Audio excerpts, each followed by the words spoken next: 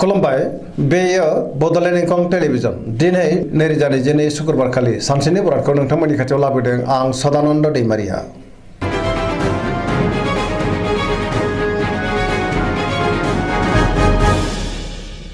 सिगां फरायनो लादों मेष राशि गिबि हांखो अ ल दिनैनि साना मोजां आरो गाज्रिनि गेजेरजों बाबेनलांगोन गोसोआव जिंगा बांनो हागौ गुबुननि थाखाय नाङा फाङा जेंनायाव गोग्लैनांनोबो हागौ गोसोखौ दिनै जोबोर उसुखुथु आरो गुलुं गुजुंबो मोनगोन मावनो लानाय खामानिखौ मावफुंनो हागोन देहाया मोजाङै थागोन अब्लाबो नाथाय जानाय लोंनायाव सांग्रां जानांगोन रांखावरियाव मोजां नाथाय अब्लाबो खरसायाबो बांगोन बेफार फालांगियावबो मोजां होनजायो समाजाव मान मोननो हागोन न'खराव अननानै फैगोन सोरनिबा सायाव नाथाय जोबोर रागा जोंफ्लांनोबो हागौ बहाबा दावबायनो खाबु मोनगोन लाइमोनफ्रा जोबोर रमान्टिक जागोन आरो गावबा गावनि गोसोनि साननायखौबो फोरमायलायनो हागोन फरायसाफ्रा फरायनायाव गोसो दुंखांगोन आरो मोजां फिथाइ मोननोबो हागोन।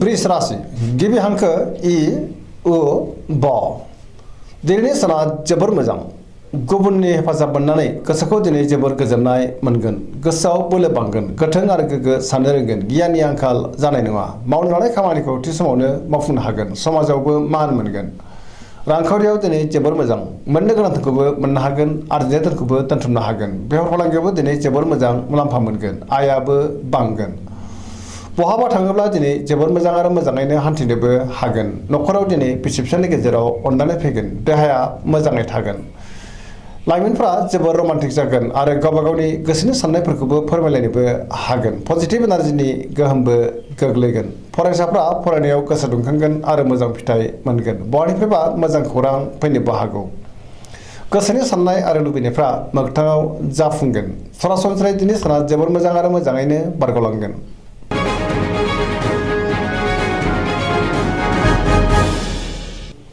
मिथुन राशि गिबि हांखो ख स दिनैनि साना मोजां आरो गाज्रिनि गेजेरजों बाबेनलांगोन नेगेटिभ एनार्जिनि गोहोम गोग्लैनो हागौ गोसोखौ दिनै जोबोर गुलाय गुजाय मोनगोन सोरजोंबा नांलाय खमलाय एबा एना एनिबो जानो हागौ गोबां खामानिखौ मावनो हागोन नाथाय अब्लाबो माबा नङा माबा मोनसे गोरोन्थि जानोबो हागौ रांखावरियाव मोजां बेफार फालांगियावबो मोजां होनजायो न'खराव अनलायनायनि आंखाल फैनो हागौ समाजाव मान मोनगोन मावनो लानाय खामानिखौ मावफुंनो हागोन गुबुननि हेफाजाब मोनगोन बहाबा थाङोब्ला दिनै जोबोर मोजां आरो मोजाङैनो हान्थिनोबो हागोन गोसोनि बोलोआबो बांगोन नाथाय अब्लाबो गियाननि आंखाल जानो हागौ लाइमोनफोरनि गोसोआ दिनै जोबोर रमान्टिक जागोन गावबा गावनि गोसोनि साननायखौबो फोरमायलायनो हागोन फरायसाफ्राबो फरायनायाव गोसो दुंखांगोन आरो मोजां फिथाइ मोनगोन।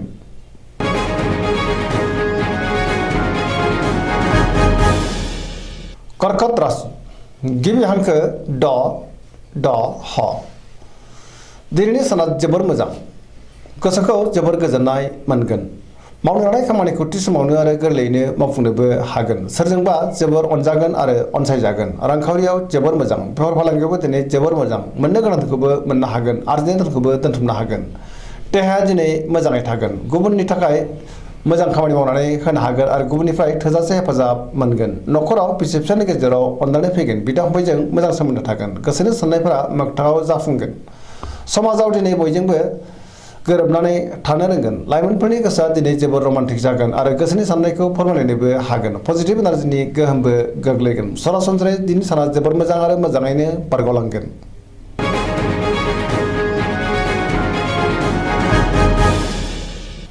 सिंह राशि गिबि हांखो म ट दिनैनि साना जोबोर मोजां बयजोंबो अनजागोन आरो अनसायजागोन गोसोखौ दिनै जोबोर गोजोननायबो मोनगोन सोरबा गोजाम लोगोजों बहाबा लोगो मोननानै दिनै गोसोखौ बांसिन गोजोननाय मोनगोन मावनो लानाय खामानिखौ थि समावनो आरो गोरलैयैनो मावफुंनोबो हागोन सिगांनि बबेबा आद्रा खामानिखौबो दिनै मावफुंनो हागोन गोसोआ जोबोर रमान्टिक जागोन रांखावरियाव जोबोर मोजां गोबां धोन आरजिनोबो हागोन नाथाय अब्लाबो खरसायाबो बांगोन बेफार फालांगियाव दिनै जोबोर मोजां मुलाम्फा मोननो हागोन न'खराव अनलायनाय फैगोन गोसोनि बोलोआबो बांगोन समाजावबो दिनै बयजोंबो अनसायजागोन गुबुननि गोसोखौ गोरलैयैनो बोनो हागोन। सेंग्रा सिख्लाफ्रा बहानिफ्रायबा मोजां खौरां मोननो हागौ आरो गोसोआ जोबोर रमान्टिकबो जागोन। फरायसाफ्रा फरायनायाव गोसो दुंखांगोन आरो मोजां फिथाइ मोनगोन। पजिटिभ एनार्जिनि गोहोमबो गोग्लैगोन।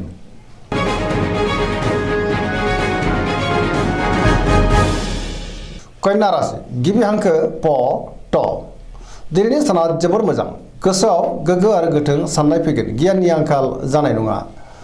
रांखावरियाव दिनै जोबोर मोजां। गोबां धोन आरजिनोबो हागोन। बेफार फालांगियाव दिनै जोबोर मोजां मुलाम्फा मोनगोन। आयाबो बांगोन। सोरबा गोदान लोगोजों बहाबा लोगो मोनज्लायनो हागौ आरो लोगो जागोन। नखराव अनलायनाय फैगोन। फरायसाफ्रा फरायनायाव गोसो दुंखांगोन आरो मोजां फिथाइ मोनगोन। सेंग्रा सिख्लाफ्रा गावबा गावनि गोसोनि साननायखौ फोरमायलायनो हागोन आरो गोसोआ दिनै जोबोर रमान्टिक जागोन। समाजावबो दिनै मान मोनगोन। देहाया मोजाङै थागोन। गोसोनि बोलोआबो बांगोन। गोसोनि साननायफ्रा मोगथाङाव जाफुंगोन। गोसोखौ जोबोर गोजोननाय मोनगोन। पजिटिभ एनार्जिनि गोहोमबो गोग्लैगोन। गोसोनि साननाय आरो लुबैनायफ्रा मोगथाङाव जाफुंगोन। धोरोमारि बिथिङावबो दिनै गोसो दुंखांगोन।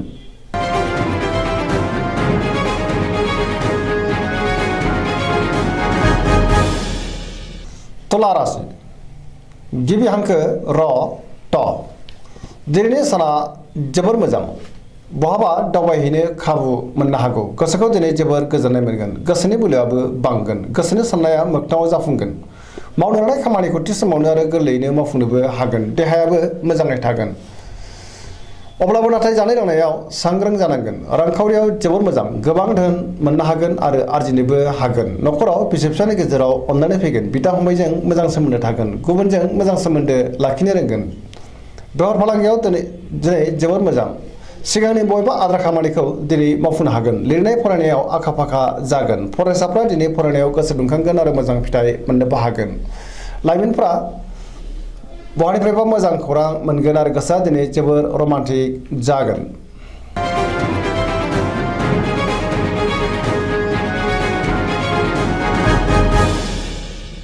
वृश्चिक राशि गिबि हांखो न स। दिनैनि साना जोबोर मोजां। गोसोनि बोलोआ बांगोन।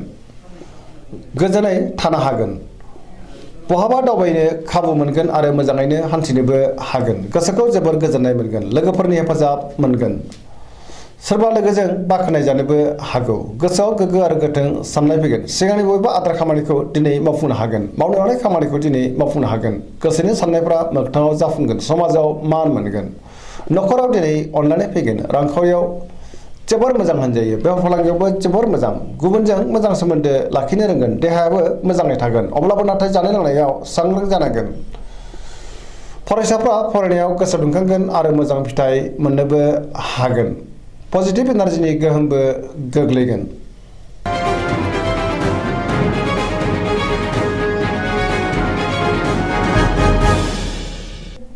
धनु राशि गिबि हांखो ध फ भ। दिनैनि साना बारा मोजां नङा। गोसोखौ जोबोर गुलाय गुजाय मोनगोन। गोसोआव नेगेटिभ साननाय फैगोन। नेगेटिभ एनार्जिनि गोहोमबो गोग्लैनो हागौ। सोरजोंबा गाज्रि मोनजानोबो हागौ। गोसोनि बोलोआ लोरबां जागोन। धोरोमारि बिथिङाव नाथाय गोसो दुंखांगोन। मावनो लानाय खामानिखौ मावफुंनो गोब्राब जागोन। रांखावरियाव मोजां नाथाय अब्लाबो खरसायाबो बांगोन। बेफार फालांगियाव मोजां। गुबुनजों मोजां सोमोन्दो लाखिनो गोब्राब जागोन। देहाया दिनै बारा मोजां थानाय नङा। जानाय लोंनायाव सांग्रां जानांगोन। नखराव दिनै अनलायनाय फैगोन। बिमा बिफानि अननाय आरो बोरखौ मोननो हागोन। गुबुना नाथाय खहा खालामनो नाजागोन। सांग्रां जानाया गाहाम। लाइमोनफोरनि गोसोआ दिनै जोबोर आला खाला जानोबो हागौ। फरायसाफ्रा फरायनायाव गोसो दुंखांगोन आरो मोजां फिथाइ मोनगोन।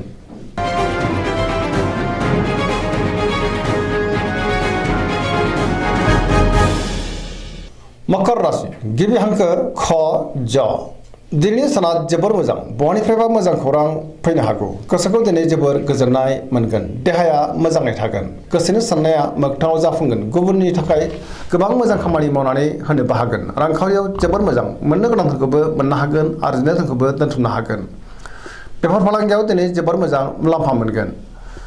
गुबुननिफ्राय थोजासे हेफाजाब मोननोबो हागौ। सोरजोंबा बाख्नाय जानोबो हागौ। मावनो लानाय खामानिखौ थि समावनो मावफुंनो हागोन। पजिटिभ एनार्जिनि गोहोमबो गोग्लैगोन।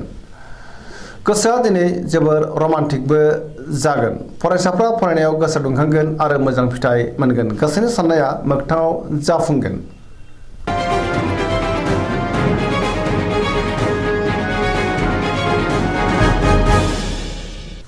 कुम्भ राशि गिबि हांखो ग स दिनैनि साना बारा मोजां नङा गोसोनि बोलोआ लोरबां जागोन सोरबाया थगायनो नाजागोन गोसोखौ दिनै जोबोर गुलाय गुजायबो मोनगोन मावनो लानाय खामानिखौ मावफुंनो गोब्राब जागोन बहानिफ्रायबा हरखाबै गाज्रि खौरां फैनोबो हागौ समाजाव नाथाय मान मोननो हागोन गुबुनजों मोजां सोमोन्दो लाखिनोबो रोंगोन रांखावरियाव बारा मोजां नङा नाङा फाङा खरसाया बांगोन गोबां धोन खहा जानांनोबो हागौ बेफार फालांगियावबो दिनै बारा मोजां नङा देहाया मोजाङै थागोन नखराव दिनै बिसि फिसायनि गेजेराव एना एनिबो फैनो हागौ गोसोनि साननायफोरा देबर रांगोन लाइमोनफोरनि गोसोआ दिनै जोबोर आला खाला जागोन नेगेटिभ एनार्जिनि गोहोमबो गोग्लैनो हागौ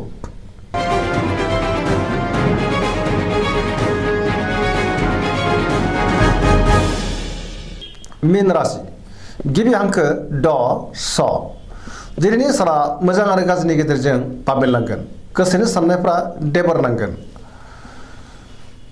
गोदान हाबायाव आखाइ होजेननो हानाय नङा गोसोआव गोनो गोथो साननाय फैगोन गोसोनि बोलोआ लोरबां जागोन गुबुननि थाखाय नाङा फाङा जेंनायाव गोग्लैनांनोबो हागौ देहाया मोजाङै थागोन रांखावरियाव मोजां नाथाय अब्लाबो खरसायाबो बांगोन बेफार फालांगियाव मोजां गोसोआ दिनै जोबोर आला खाला जागोन नेगेटिभ एनार्जिनि गोहोमबो गोग्लैनो हागौ फरायसाफ्रा फरायनायाव गोसो दुंखांगोन आरो मोजां फिथाइ मोननोबो हागोन